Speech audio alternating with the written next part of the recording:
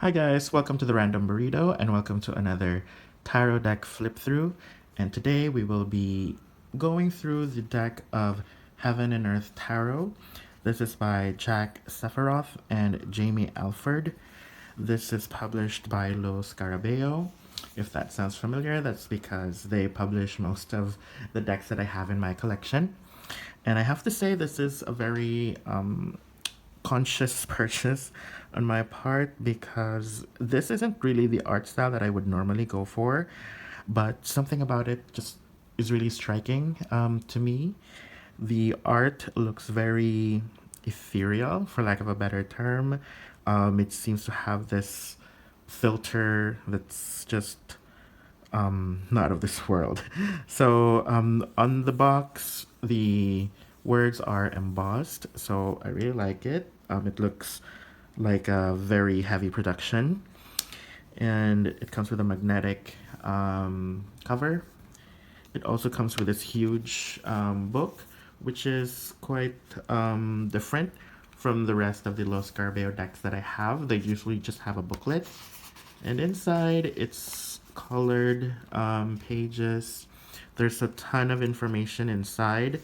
So if you're just new to tarot and you're in the Rider-Waite system, Rider-Waite-Smith deck system, this is a really good deck to purchase. And let's go ahead and take a look at the cards. So I've already did my ritual to welcome them to my practice. And I'm just going to show you the cards one by one. So look at that. The Fool. The imagery is very much the same with the standard RWS system. So we have the Fool here. And they have additional details. So it's this one is the Hebrew corresponding letter. And so if you're studying Kabbalah along with the tarot, then this would tie in to your study. And it shows here the element, and it shows here the astrological correspondence for the Fool. The Fool is actually corresponding to Uranus, and Uranus is the ruler of Aquarius. So that's all the correspondence there. If you notice the pattern on his tunic, this is the tree of Kabbalah, which is Jewish mysticism. So it's very full of esoteric and occult imagery. Next, we have the Magician. The Magician's correspondence is Mercury, and Mercury is the ruler of both Virgo and Gemini. And the usual elements are here. We have the Ouroboros belt, the infinity symbol, and he is holding the wand. And we have here the wand, the sword, the cup, and the pentacle, representing the four suits of the minor arcana. This wand, as you can see here, is the caduceus, also related to Mercury. And then we have here the High Priestess. She looks very beautiful and very pristine, just like how a high priestess should be. So we have here the moon, its correspondence, and the moon is the astrological ruler of Cancer. And you can see here the seven keys, the seven planets, and then we have the two pillars here. And as you can see, she's sitting on the crescent moon. This is the waxing moon. This is the moon associated with the High Priestess. Next, we have the Empress, and the Empress corresponds to Venus, and she has the Venus. Venus is the astrological ruler of both Taurus and Libra, and she's very beautiful. Look at that. And if you've noticed, the lyre is copper. That's because Venus is associated also with copper in alchemy. Next, we have the Emperor, associated with Mars, ruler of Aries. He looks very kingly, which is appropriate. I'm sorry, the Emperor is actually corresponding to Aries, the zodiac sign Aries. Next, we have the Hierophant. and he looks very authoritative. The Hierophant corresponds to Taurus in the zodiac. And here we have the lovers. Very beautiful, very divine. And it is associated with Gemini.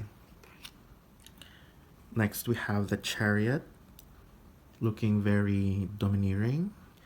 I love this image of the Chariot with both the sphinxes here, and the Chariot corresponds to Cancer. Then we have Strength corresponding to Leo for the obvious imagery. I love it.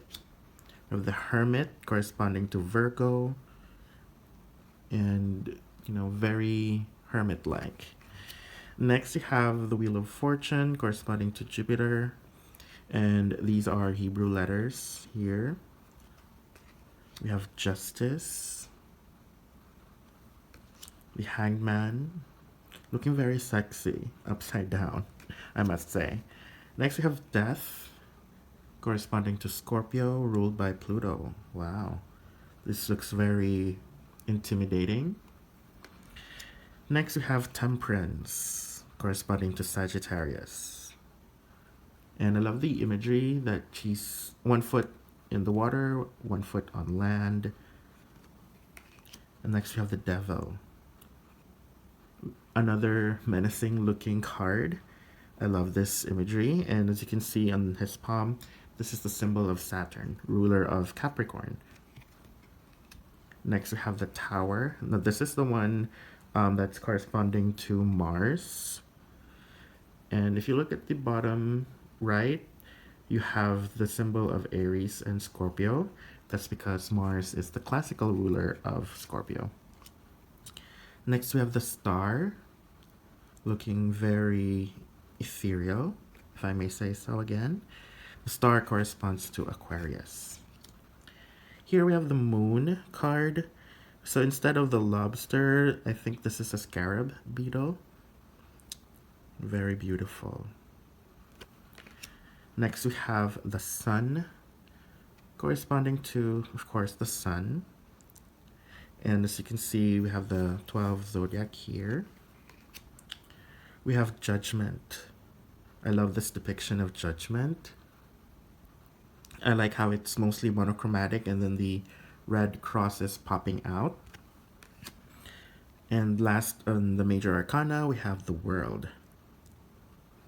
Very beautiful. And now onto the minor arcana, we have the Wands. We have the Ace of Wands. Symbol, by the way, is fire. And then we have the Two of Wands. So I said that this would be a good card for beginners because it will give you like a clue or like a keyword, if I may say so, on what the card is. So this one is Dominion, the Two of Wands. And then here we have Established Strength. So this is the Sun in Aries. Then we have here Perfected Work, the Four of Wands. This is Venus in Aries. And then we have here Strife, Saturn in Leo. The Six of Wands, Victory, all right? It's Jupiter in Leo. Next we have Valor, the Seven of Wands. This is Mars in Leo. So the astrological correspondence is also here. The Eight of Wands. Nine of Wands, he looks like Jon Snow if he opted for Lannister colors. And then we have here the Ten of Wands. So all in all, the minor arcana looks very painted. They are really gorgeous to look at, no doubt. So let's go ahead further with the other suits. So let's finish off the suit of Wands with the court cards. So instead of page, they have princesses. So the Princess of Wands, the Knight of Wands, the Queen of Wands. So in the original Rider-Waite deck, this is just a small black cat. But here, it seems like she has a Black Panther, very fierce. Next, we have the King of Wands with a lion, which is appropriate because the King of Wands represents Leo in astrology. Next is the suit of swords.